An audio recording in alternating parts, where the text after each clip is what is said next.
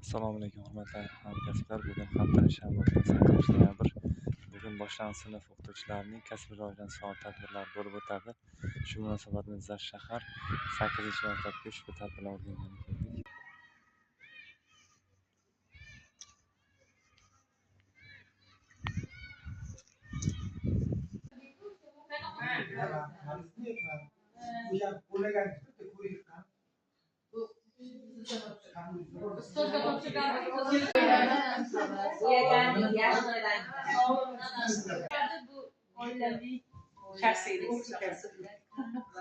Laylo kim?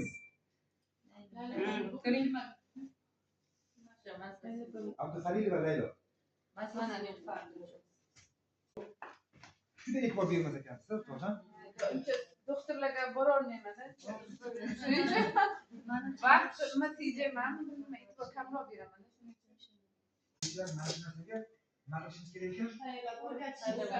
Mana shu narsa, hozir mana shu o'rganayotgan jarayonimizni o'sha agar e'tibor bergan bo'lsalar, ustozlar bizlarga endi matematik jihatdan aytaman-da, o'sha masaladan ko'ra misol o'quvchilarimiz birdan 8 ga yetib bo'lsa, birdan 15 ga chiqib qoladi.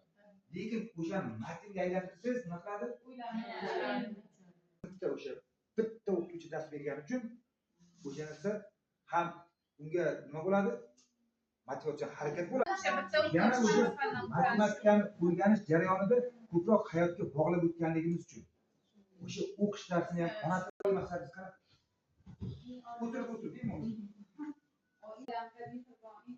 Agar e'tibor bergan bo'lsalar, o'sha maqsad qo'yish degan mavzu ham bor-da, debocha ham bor-da.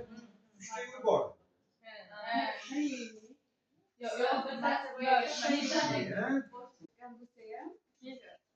O'sha yo'l tanladik-da, masalan, qimmat har xil yo'llardan qiyinchilik bo'lgan bo'lsa ham o'sha yo'l maqsad uzoq qo'ysak, yuqori qo'ysak, o'shancha hayot tajribasini orttiramiz.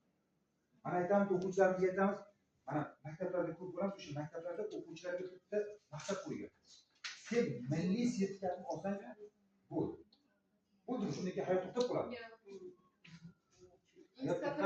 Undan ham yuqoriroq maqsad qo'yishimiz kerak. Agarda sizlar abituriyent tayyorlaysizlar, abituriyent tayyorlayotgan o'quvchilarimiz savol beraman-da. Birinchi o'sha tayyorlayotgan abituriyentlarga qanaqa maqsad qo'yasizlar?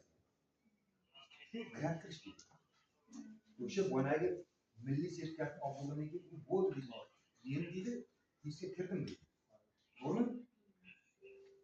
Institutga kirgandan keyin kim tayyorlaydi?